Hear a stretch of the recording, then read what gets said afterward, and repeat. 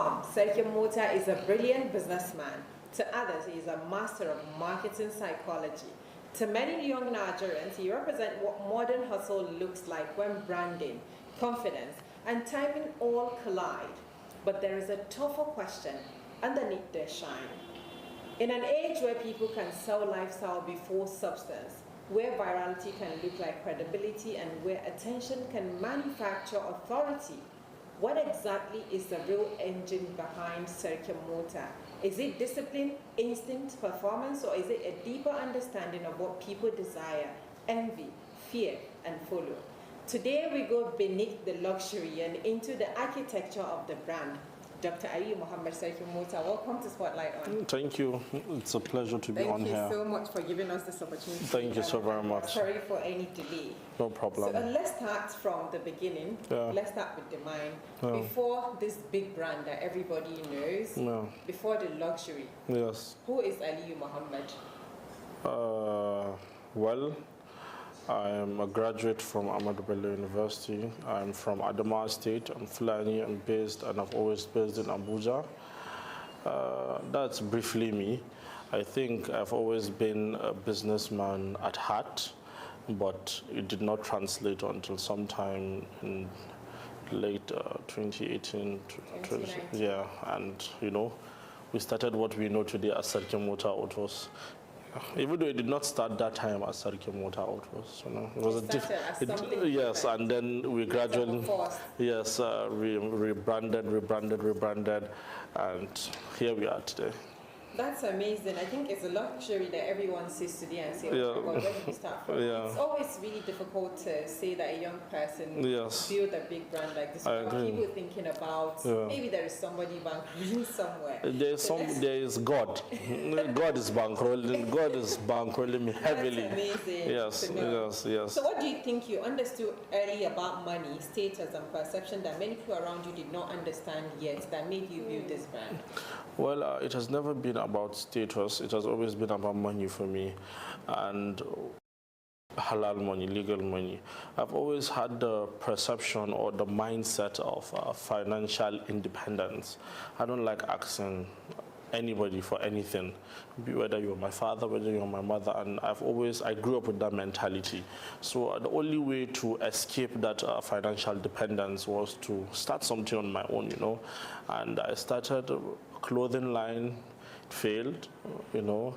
I started one or two other businesses here and there, and they failed. And one day I was sitting with my friend, and I was like, you know, I started Twitter at that time, so I started building followers on Twitter. Then I was like, these followers should not go to waste. Let's make money from them. And it was somebody, let's go and take a picture.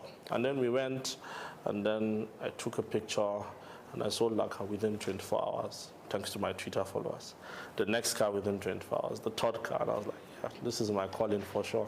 Even though I did not sell any car for another 3 months, but the excitement of that first 3 was good. It was enough. It was enough for me. I made 50K from each.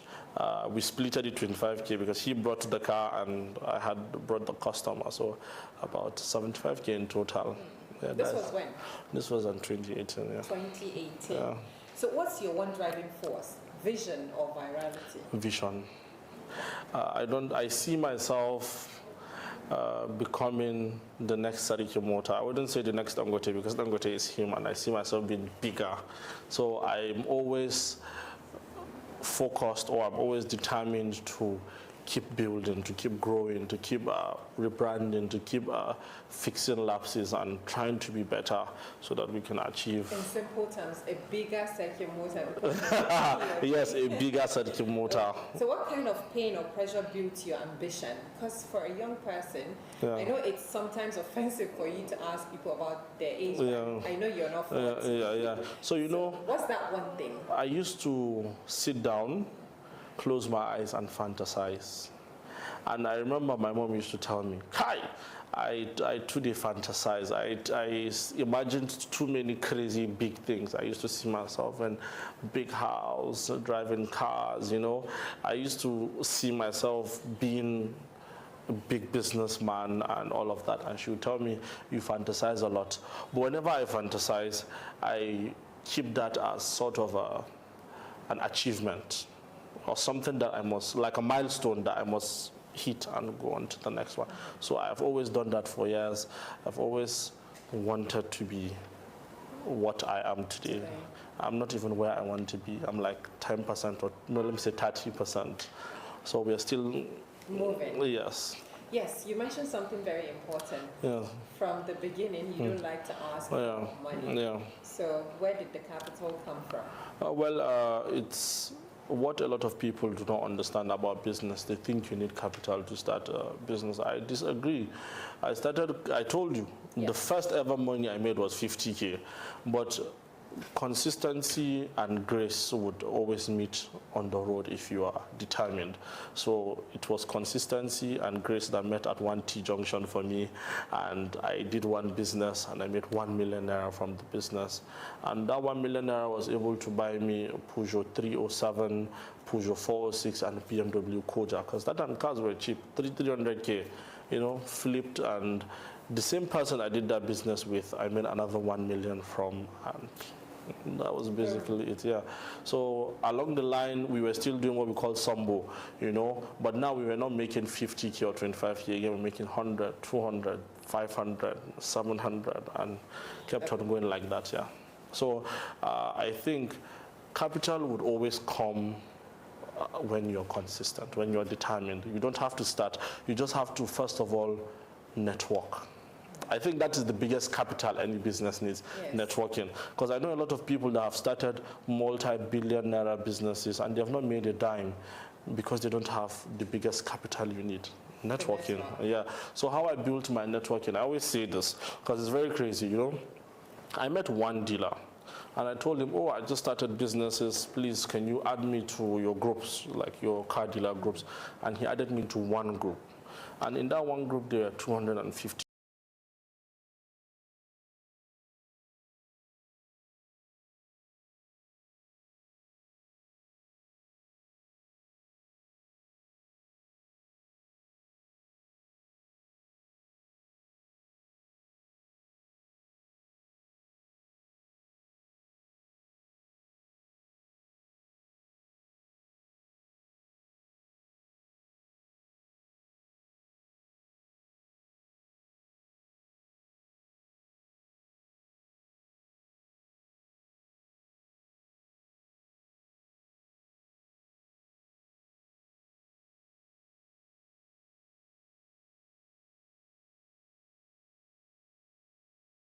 In that one group, there were 250 people.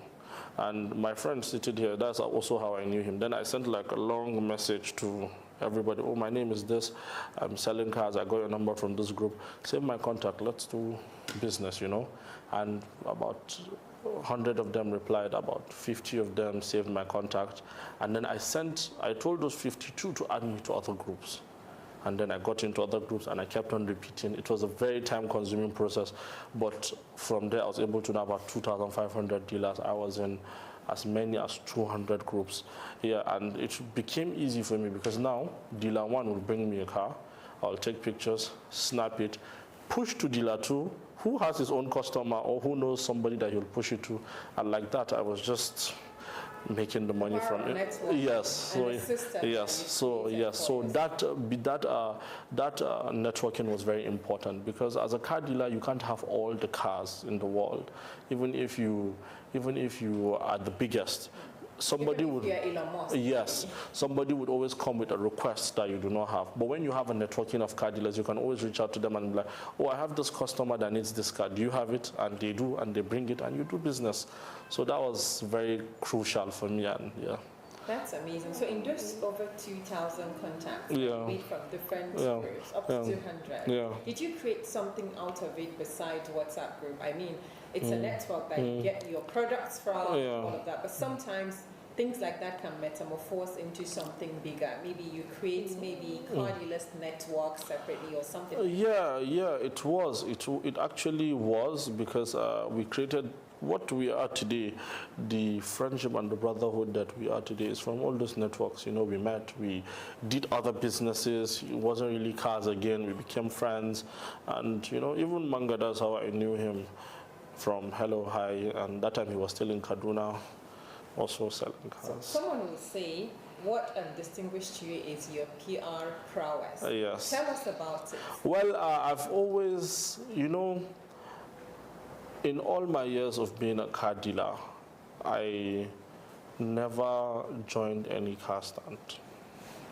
A lot of people saw it as a very reckless decision, but I did not, because I believed in myself. I believed in, if they can have their own, why can't I?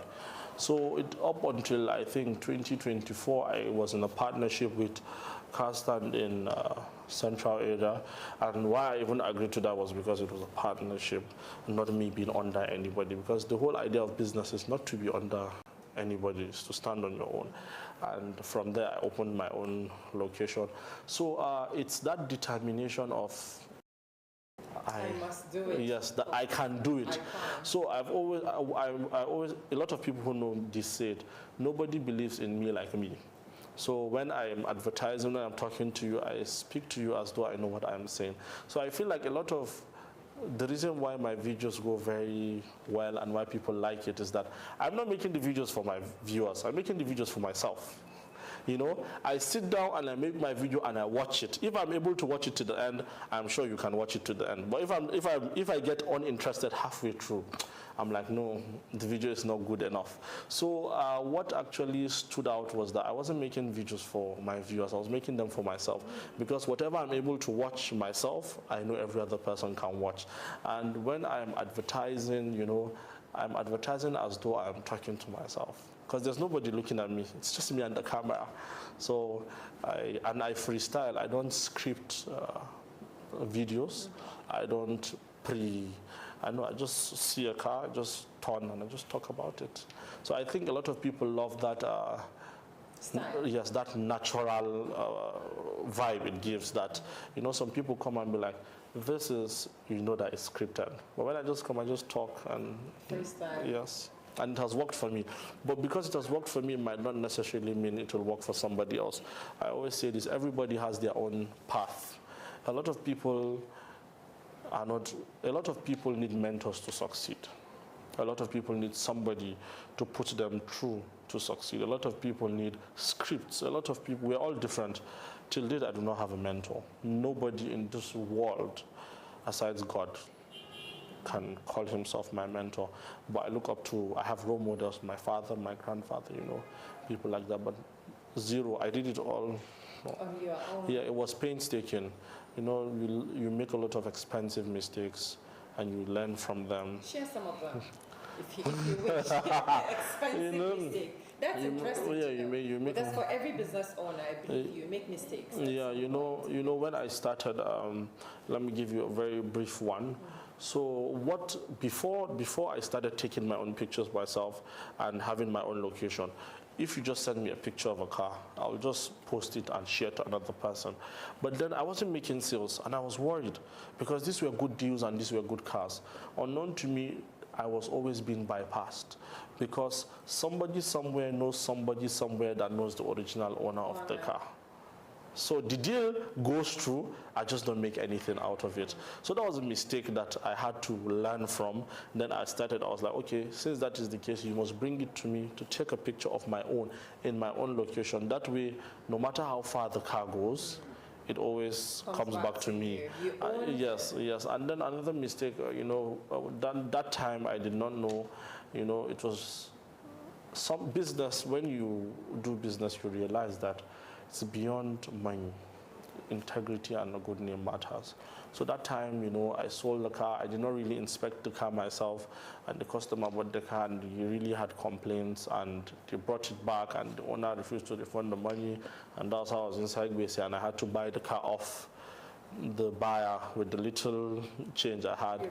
Yes, to even fix the car and all. So after that, any car I want to sell to anybody, if I'm outsourcing it, I have to personally inspect and certify the car to avoid such a scenario from happening. Yeah. That's amazing. Where did the name Sarkin Mota came from? Okay, so that time, because I had such a huge connect of dealers, even then I was selling cars like if I can post a car today and it's sold within the next 24 hours, I can post a car in the next 1 hour and sell it within the next hour, you know. So then people are like, wannan sarki ne, amma na motoci. You know, this is a king, but for cars, because of how quickly I disposed of the cars. So even within that, my small network in that time, they were like, sarkin mota. So you distinguish yourself. Yes, and I took the brand name, and here we are today. That's amazing. You've mentioned Sambo, and maybe some of our viewers that Commission. From. Sorry, yes, is our dealer English. Is our dealer slang. Term. Yeah, so it's commission. Okay. Yes, commission. Simply commission. Yes. So sometimes success is not born from comfort; it is born from offense, from refusing an ordinary script. After the break, we get into real question. Did you build a dealership as Sarkin Mota, or did you build a psychological machine that knows how to keep people's attention in the best way possible? Stay with us, we'll be right back.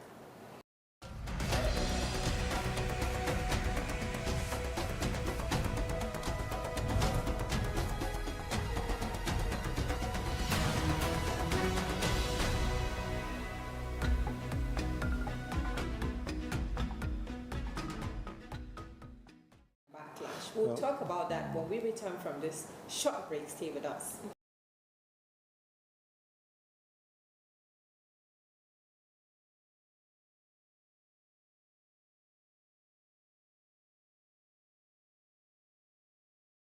And selling cars, sometimes people think it's just about buy and sell, and others think it's actually selling aspiration. A lot of people sell vehicles. Very few sell aspirations the way Sarkin Mota does. So now let's go back to our questions. Are you really selling cars, or are you selling a feeling, status, access, arrival, or proof? Which are you selling? All. You're selling all? All, because aside giving you a good vehicle, I'm giving you bragging rights that you bought a good vehicle from Sarkin Mota. You know, when you tell somebody you bought a car from Sarkin Mota Autos, they automatically see you in a different light, and they see the car and they see the quality, because quality is very important. I don't compromise on quality, and they distinguish you from others, because our cars are different from others. So yeah, I'm selling all. All of them. Yes. So Sarkin Mota just confirmed that he's actually selling feeling, status, access, arrival, and proof. Yeah. You seem to understand something powerful. Yeah. That people don't always buy products first; they buy confidence, yes. story, and perception. Yeah. What does consciousness take you in your strategy? Oh, well, when I started making videos, somebody came and told me, "Oh, you talk too much in your videos. We don't want to hear all the things you're saying. Just tell us about the cars." And I just laughed. And I asked him, "Do you want to buy a car?" And he said no. But I was like, "You watch my videos?" And he was like, "Yes." Then I was like, that is exactly the point of it, you know. You might not want to buy a car at that moment, but because of the stories I give you, or because of how I present it to you, you are interested. Even if you're not interested, you watch till the end. So it works for me. So, and as long as it works for me, I really don't have a problem. So it is in that we've been able to really go as far as we have, because a lot of people that watch my videos might probably not get a car from me immediately, or they are not watching it because they want to buy a car, but because it's fun, it's interested, it's educated, you know, it hooks you. So, you know, you're just bound to watch it till the end. So I don't. When did you start the whole idea of my brother? And what inspired you to do that? Because sometimes you just be sitting and ideas come to you. When did you actually incubate the idea of my brother? Your branding style? Okay, so I was on Twitter before. I was only on Twitter, and then the Twitter ban came, and it really hit me, because that was my major source of customers. So when the Twitter ban came, I had to fall back to the default mode, which was my dealers and all that. I think it really helped me, because I went back to the roots. And then I sat down one day and I was like, I want to do more. I can do more.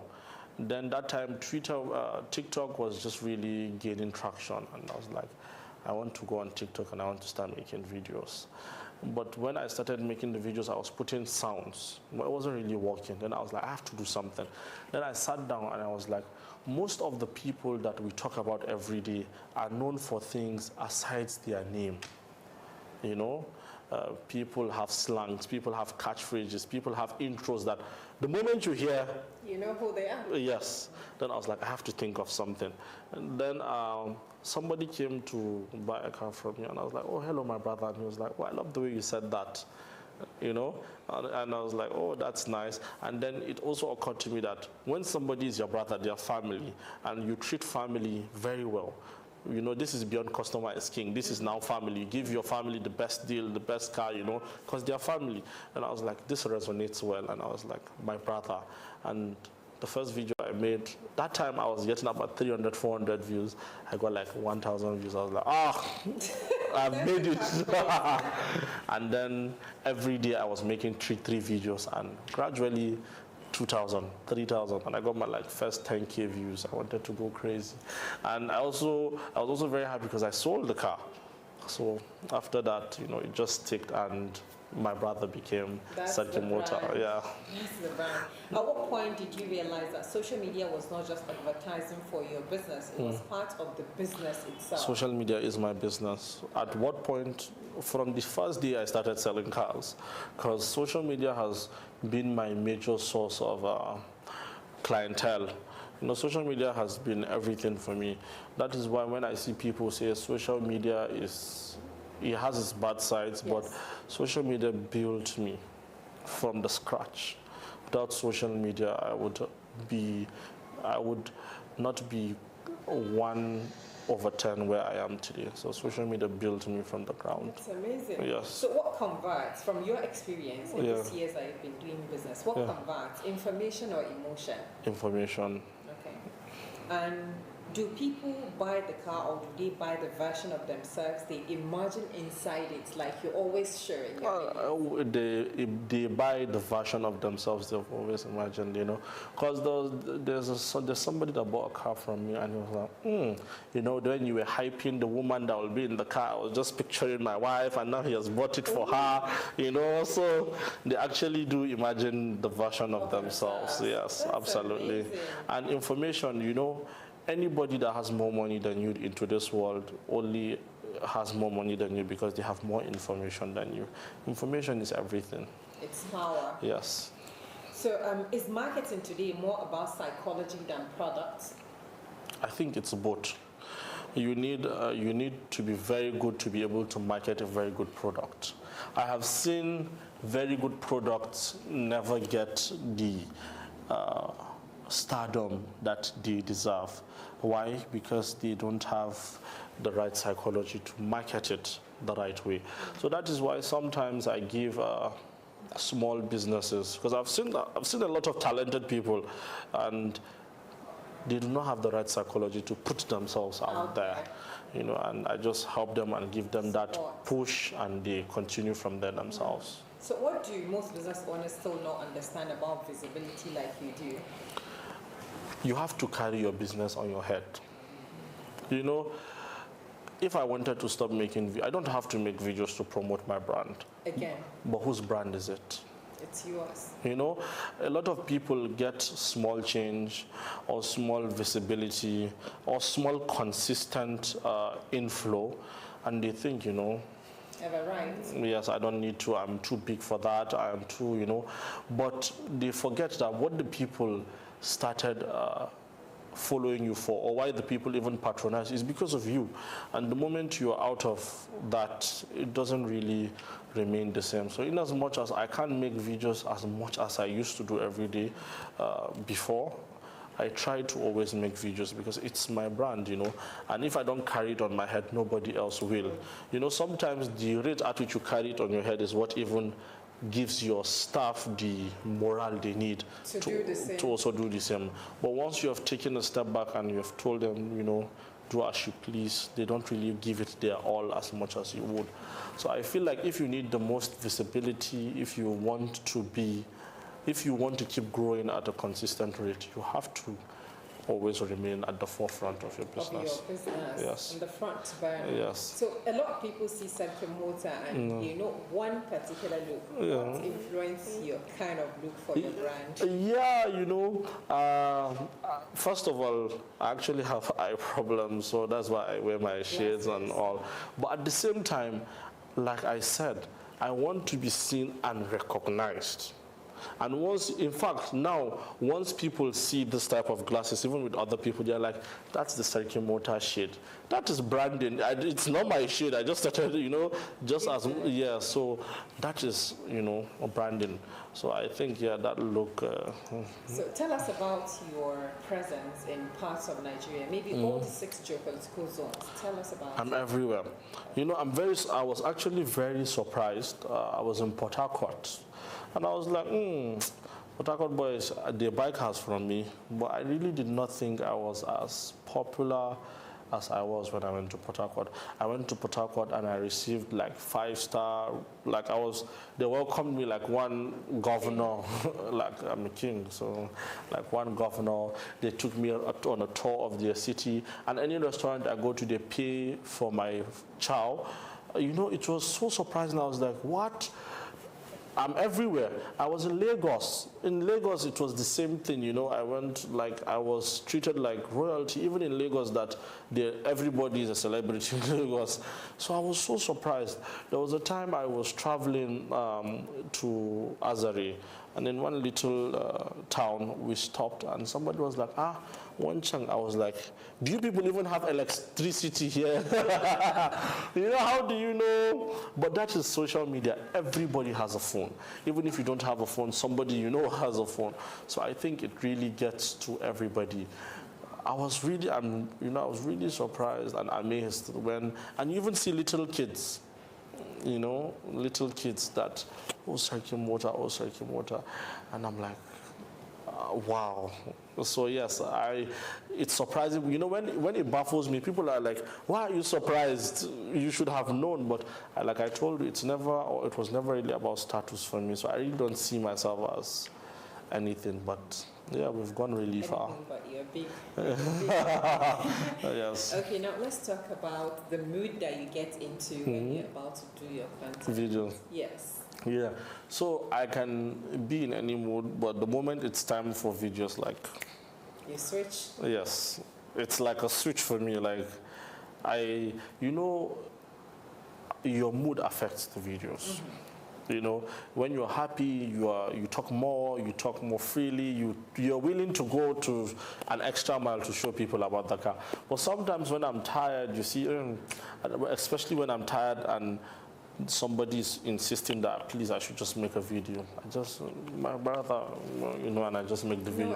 And I end up, I don't even post it. So that's it. So I think my mood actually really, but I try to always be in a good mood to make videos. Yeah. Thank you. We'll get into something more interesting later on. In this economy, attention is inventory. If people are not watching, they are not buying. But once people start watching, the next thing that follows is judgment. And in your case, visibility brought both admiration and backlash. We'll talk about that when we return from this short break. Stay with us.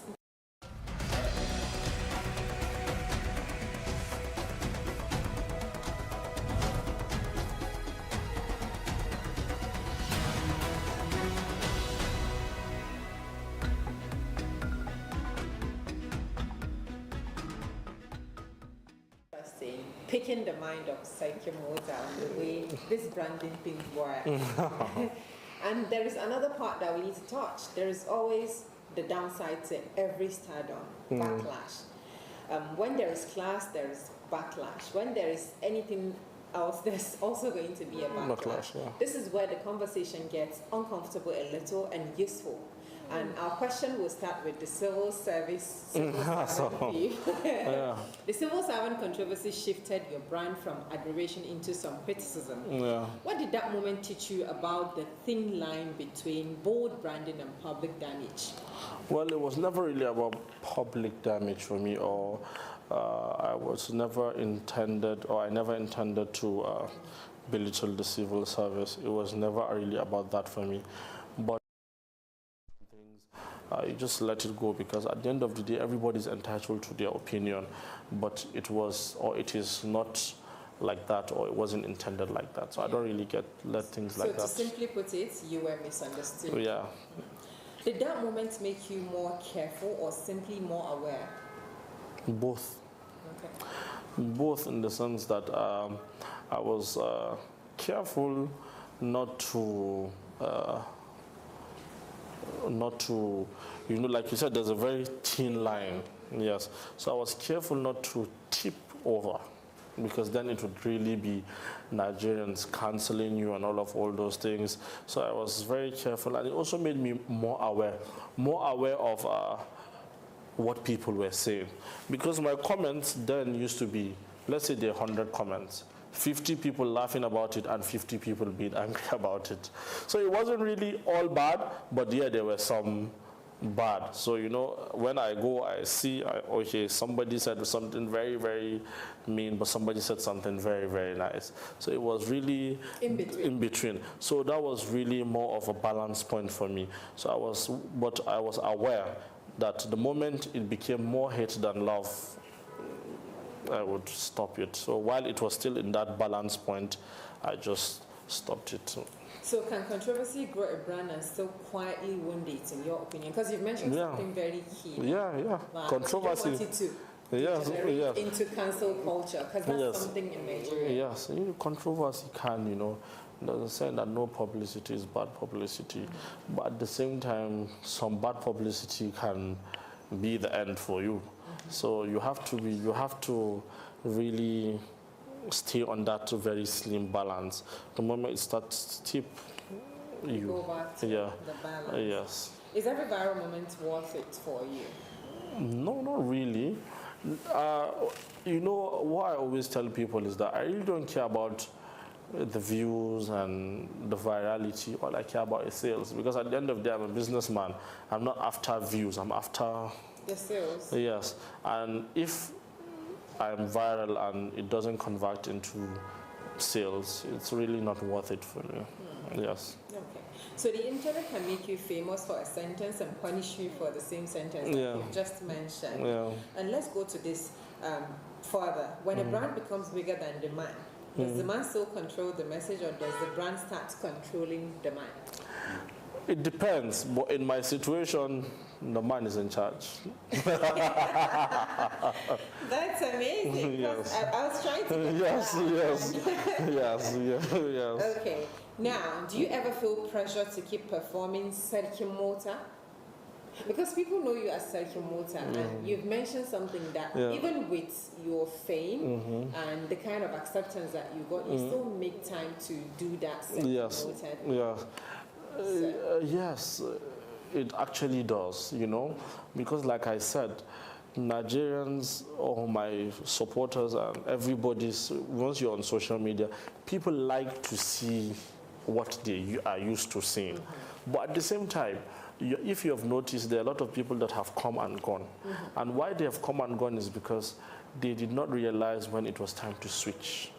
People get tired eventually of same thing. Yeah, and so that was why we diversified. You're used to seeing me talk about cars, now you see me talk about interior, real estate, so many other things. So there's always new excitement for people. We always try to do things that keeps people excited, because it is very important that people are excited. Just to be Yes, evoking. and at the same time, I realized that, people don't really want to see all of that polished content sometimes.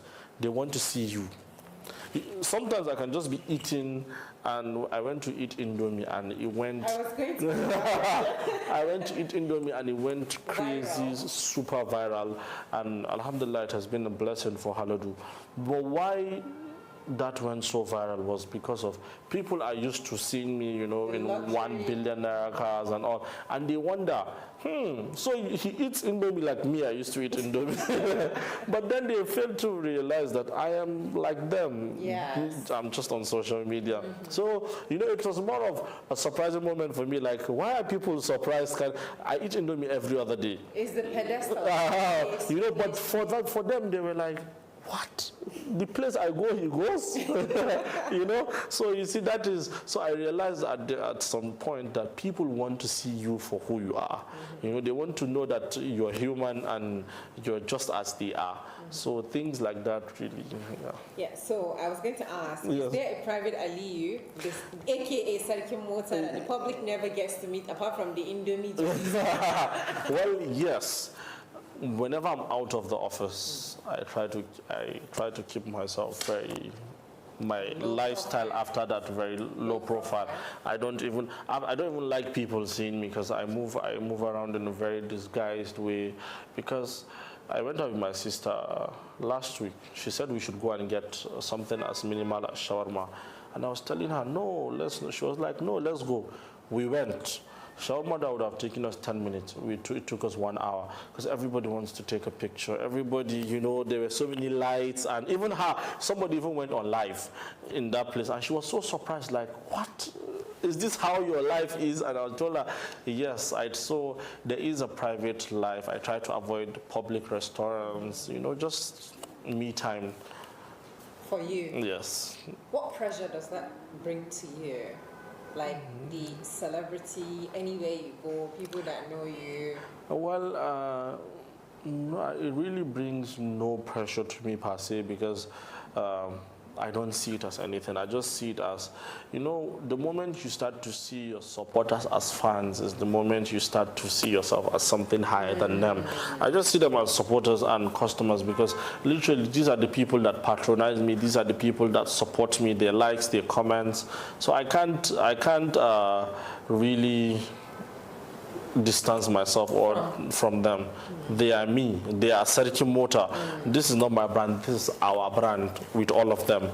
So, you know, whenever I see anybody that knows me, I try to give them that respect and that recognition, because they are the brand and I'm just a face of the brand. But it's easier for fame to get into people's...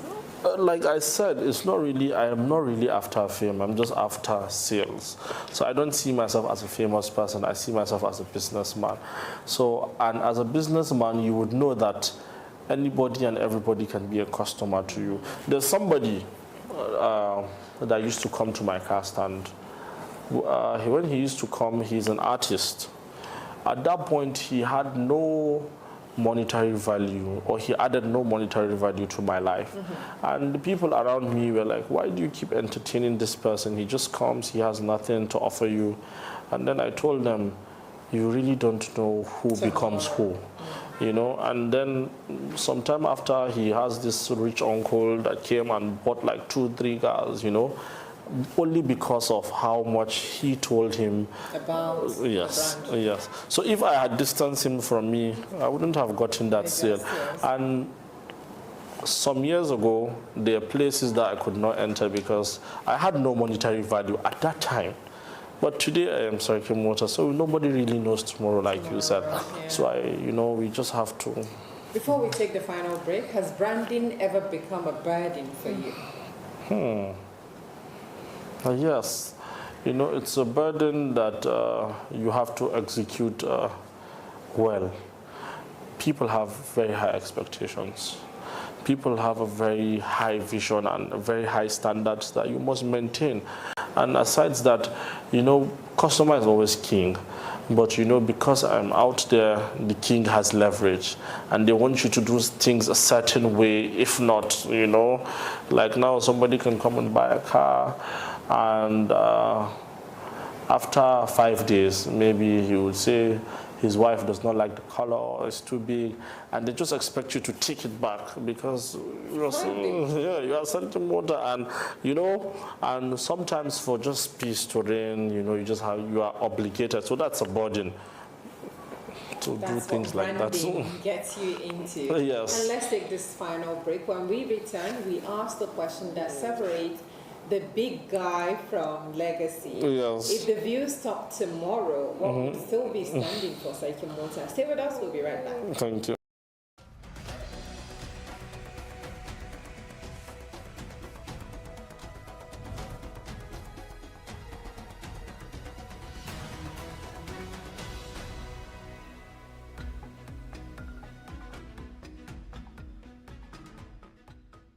Welcome back, and this is the final lap talking to Sarkin Mota on Spotlight right on S24 television.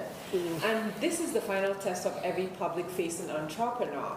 When you talk about this branding, this big yes. and all of that, it comes with a lot. Yes. So, but because you started on social media, yes. if social media disappeared tomorrow, just like X or Twitter did before, what part of Sarkin Mota would still remain powerful? The system, the trust, the structure, or just the memory of the brand that you've created?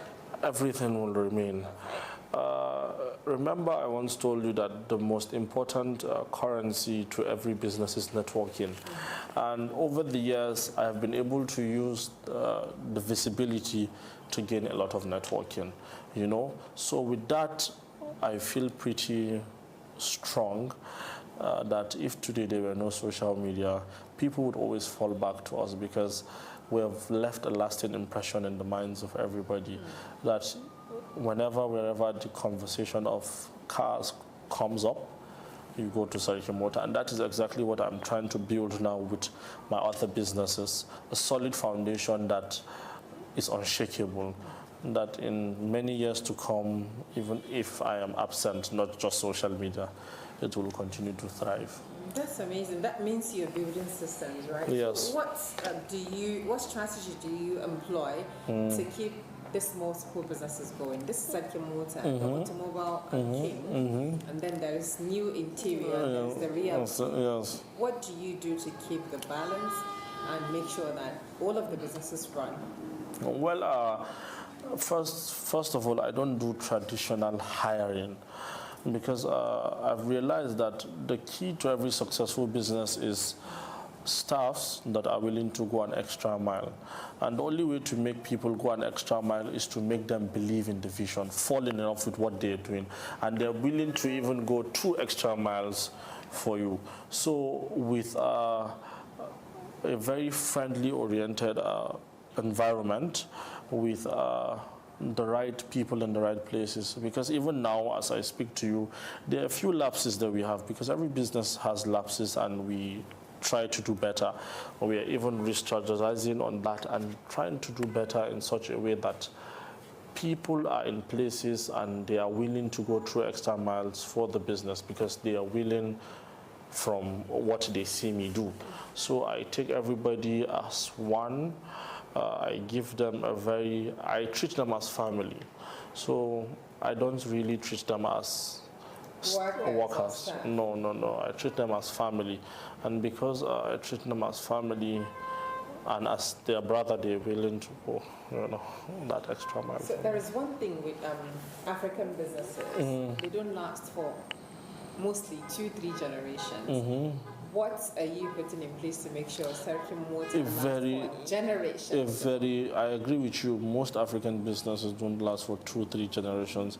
And why that doesn't happen is because of family and friends. No system. Yes, family and friends, no system is actually the reason why most businesses, especially northern businesses, fail. Because, we start businesses with our friends, with our families, and once we reach a certain level, we fail to realize that it is time to bring in professionals. It's time to bring in people with experience, and it's time to bring in people with the right vision. We still want to keep those family and friends. From asset, they become liability. So I think Sarkin Mota Autos, Sarkin Mota